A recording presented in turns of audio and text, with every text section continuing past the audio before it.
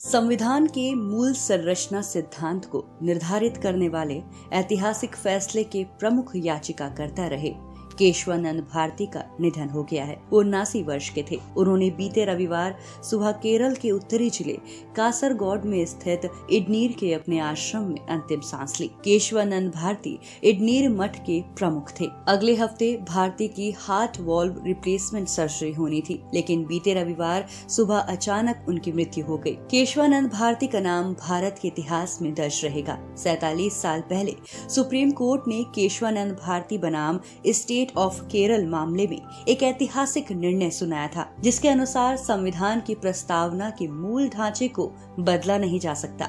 इस फैसले के कारण उन्हें संविधान का रक्षक भी कहा जाता है। हालांकि जिस मामले के लिए उन्होंने अदालत का दरवाजा खटखटाया था, उसका विषय अलग था। आज के DNS में हम बात करेंगे कौन थे केशवानंद भारती, क्या था ये पूरा मामला और क्यों अभी तक इस मामले को भारत के न्यायिक इतिहास में इतनी वरीयता दी जाती है। केरल के कासरगोड जिले में इडनीर मठ है। केशवानंद इसके उत्तराधिकारी थे। केरल सरकार ने 2 भूमि सुधार कानून बनाए, जिसके जरिए धार्मिक संपत्तियों के प्रबंधन पर नियंत्रण किया जाना था। उन दोनों कानूनों को संविधान की 9वीं सूची में रखा गया था, ताकि न्यायपालिका उसकी समीक्षा न कर सके। साल 1970 में केशवानंद ने इसे सुप्रीम कोर्ट में चुनौती दी। ये मामला जब सुप्रीम कोर्ट पहुंचा तो ऐतिहासिक हो गया। सुप्रीम कोर्ट के 13 जजों की बेंच बैठी, जो अब तक की सबसे बड़ी बेंच है। 68 दिन सुनवाई चली।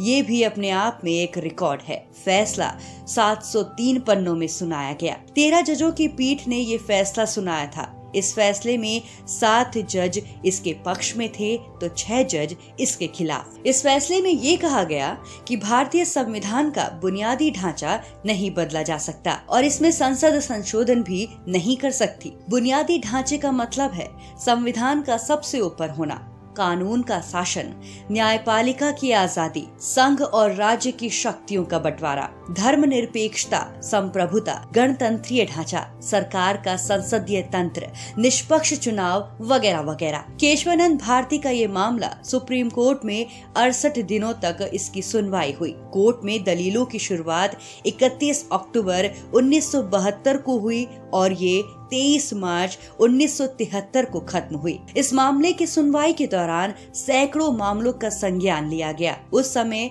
अटॉर्नी जनरल ने 71 देशों के संविधानों के प्रावधानों का विश्लेषण कर बकायदा एक चार्ट बनाया था। भारत का संविधान देश का मूलभूत कानून माना जाता है। देश के अन्य कई सारे कानूनों को इसी दस्तावेज के आधार पर अमली जामा पहनाया जाता है। दुनिया के कई देशों के संविधान ऐसे हैं जिनके कुछ भागों में कोई संशोधन नहीं किया जा सकता। इसके अलावा इन भागों को अन्य के मुकाबले कुछ और रियायतें भी दी गई है। जब से भारतीय संविधान वजूद में आया तब से इस बात पर बहस होती रही है कि क्या भारतीय संसद को संविधान के खास प्रावधानों में संशोधन का हक है या नहीं। आजादी के शुरुआती सालों में सुप्रीम कोर्ट ने संसद को संविधान में संशोधन करने की पूरी शक्तियां दे रखी थी। ये बात 1951 में शंकरी प्रसाद मामले और 1965 में दिए गए सज्जन सिंह मामले के फैसलों से जाहिर हो जाती है। इसकी वजह ये मानी जा सकती है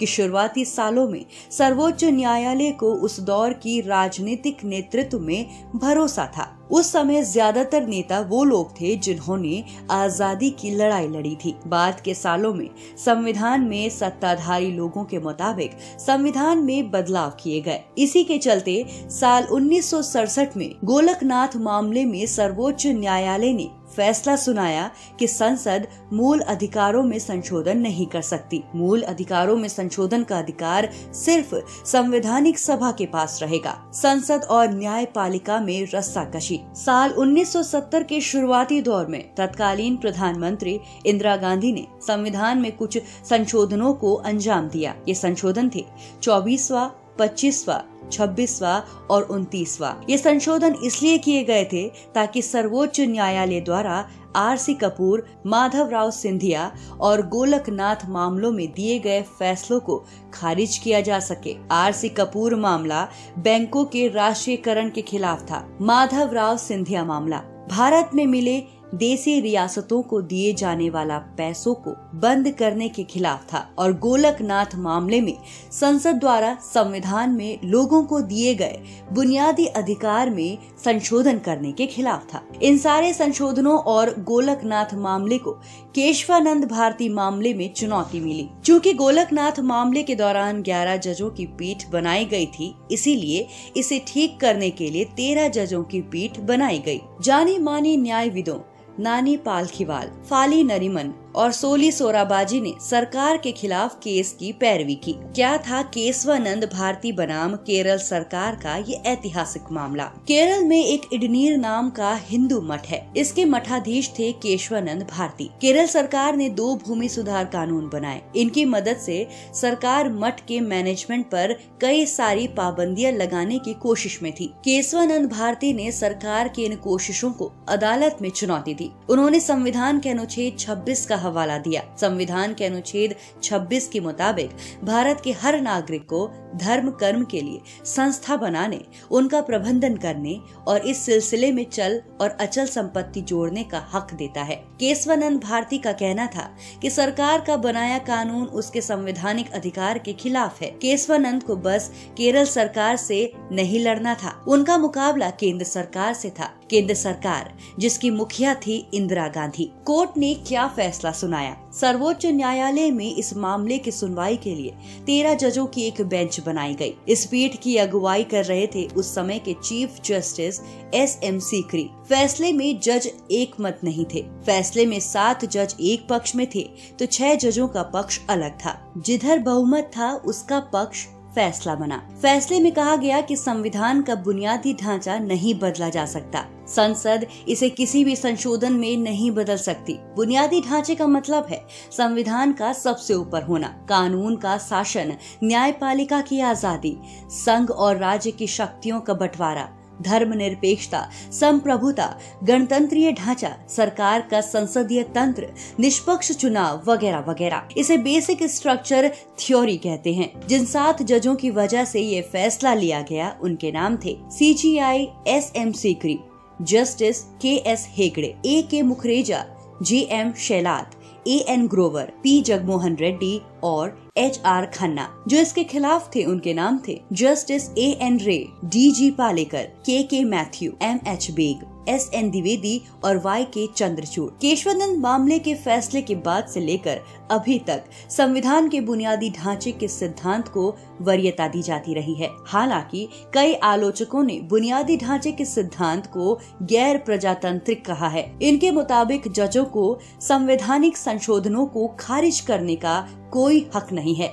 वहीं दूसरी ओर इसके समर्थक इसे सही ठहराते हैं। समर्थकों के मुताबिक इस सिद्धांत से सरकार की तानाशाही पर अंकुश लगाया जा सकता है।